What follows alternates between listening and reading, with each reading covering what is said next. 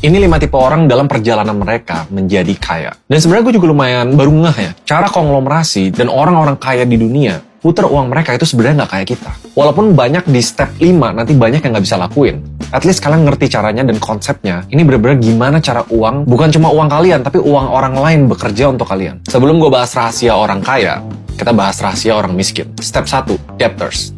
Jadi sebenarnya banyak orang di Indonesia yang roadmap-nya tuh kayak gini. Pengen sesuatu untuk kehidupan atau untuk jalan-jalan, mereka hutang. Di saat mereka hutang, mereka punya mobil misalnya. Mereka kerja mati-matian untuk lunasin hutang itu. Mereka pakai active income untuk hidup mereka. Udah punya mobil, mereka hutang lagi untuk rumah, KPR. Mereka hutang lagi untuk dana lain. Dan ini tuh sebenarnya bahaya banget. Banyak orang tuh yang kejar-kejaran active income untuk melunasin hutang. Bukan cuma di Indonesia, di luar negeri juga ada yang kayak gitu. Yang hidupnya paycheck to paycheck setiap bulan, kalau nggak ada income, mereka langsung koit demi punya barang-barang dalam hidup. Dan kalau misalnya kalian tarik balik ke journey di akhir hidupnya, ujung-ujungnya, yes punya barang, tapi back to zero. Hidupnya semuanya terlilit hutang. Dan hal yang paling jelek dari tipe ini, setiap barang atau pengeluaran yang kalian punya, kalian selalu bayar jauh lebih mahal. Kenapa? Ada namanya bunga. Selain tergerus inflasi, kalian selalu bayar bunga di setiap barang yang kalian punya. Resiko paling gedenya, kalau tiba-tiba nggak ada active income, bukan cuma go to zero, tapi kalian bisa go minus. Ngertiin konsep ini, dan hopefully kalian lebih better masuk ke step 2. Step 2, the savers. Yes, kalian sering dengar namanya nabung pangkal kaya. Realistisnya, nabung itu nggak bikin kaya. Apalagi kalau kalian spendingnya kayak gini. Ini lebih bagus ya. Orang mulai di karir mereka, dapat active income, aset mereka naik, cash mereka naik. Mereka mau beli mobil, dihabisin ke nol. Karena ya, gue udah susah-susah kerja ya, gue pengen beli sesuatu. Gak apa-apa, kerja lagi.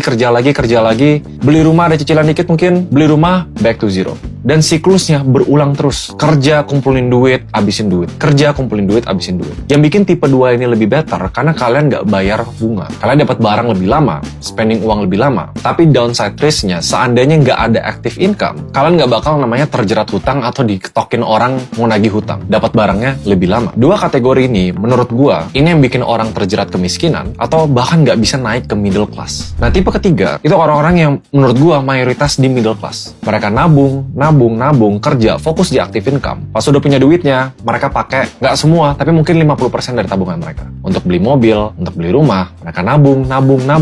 Mereka beli barang lagi. Tapi di ujung dari perjalanan kekayaan mereka, oke, ada nih ternyata uang sisa yang gue bisa pakai buat gue pensiun. Atau uang sisa yang gue bisa kasih ke anak gue untuk gue warisin. Jadi di ujung perjalanan finansial kalian nggak back to zero. Ada sesuatu yang bisa diputar, diwariskan, atau dipakai untuk pensiun. Dan gue rasa sebenarnya banyak middle class yang stuck dengan mindset ini. Salah nggak? Nggak juga.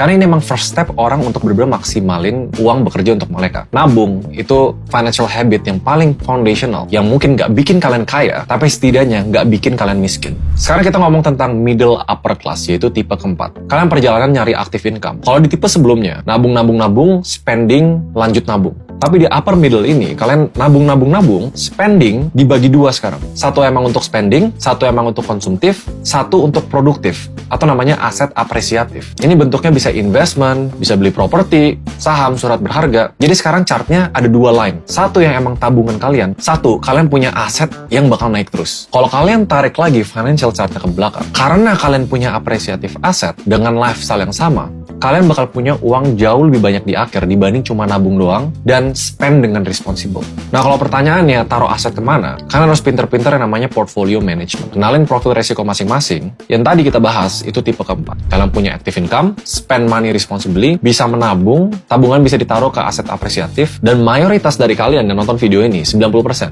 will be fine. Dan hidupnya bakal happy just ke step 4 ini. Cuma ada beberapa rahasia di step kelima yang sebenarnya gue baru tahu juga. Kita sebut aja judulnya collateralized debt. Kalau di step 4, kalian bikin uang kalian bekerja untuk kalian. Jadi nggak tidur tuh. Tapi di step 5, yang namanya collateralized debt. Yang menurut gue lebih beresiko ya, tapi bukan cuma uang kalian bekerja untuk kalian, tapi uang orang lain bekerja untuk kalian. Jadi chartnya gini ya, mirip sama di step keempat. Kalian punya compounding interest, punya aset apresiasi. Tapi di saat kalian mau beli barang, atau kalian mau taruh modal untuk bisnis, atau apapun itu yang spendingnya, kalian nggak pakai duit kalian, tapi kalian pakai hutang. Bahasa resminya itu collateralized debt. Karena analoginya gini ya, kalau kalian punya 1 miliar, di step ini, 1 miliar itu kalian keluarin 500 juta untuk beli mobil, 500 juta untuk diinvestasi, atau membeli aset. Nah, orang-orang kaya, biasa 1 miliar itu, semuanya dibeliin aset. Aset itu sebagai jaminan untuk hutang, hutangnya dipakai buat beli mobil. Jadi investasi kalian tuh nilainya 1 miliar, dan dia selalu apresiatif.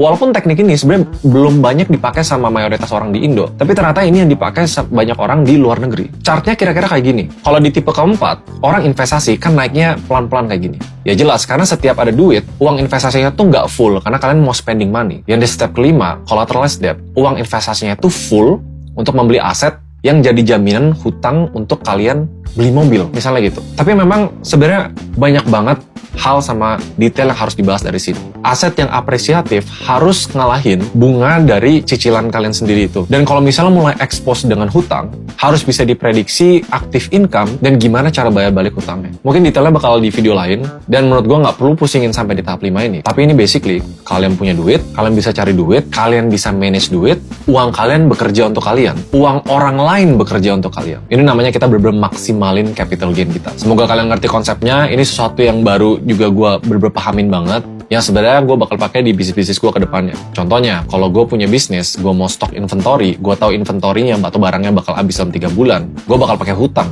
untuk stok barang itu. Biar uang gue di rekening bank itu bisa dipakai untuk hal produktif yang lain, misalnya spend more on marketing, beli mesin untuk produksinya lebih gede. Harusnya kalian kebayang lah. So itu rahasia orang kaya yang nggak banyak orang tahu, dan juga rahasia orang miskin yang menurut gue harus jangan sampai kalian terjerat. Jangan kejar-kejaran, living paycheck to paycheck, active income, kejar-kejaran untuk melunasin hutang itu jangan. Jangan habisin tabungan kalian untuk semua hal konsumtif, harus selalu punya aset apresiatif. Semoga ini video gampang untuk dimengerti, karena gue nggak terlalu banyak discuss ke finance detail yang banyak bahasa-bahasa ribet, and ya bisa buka pikiran sedikit.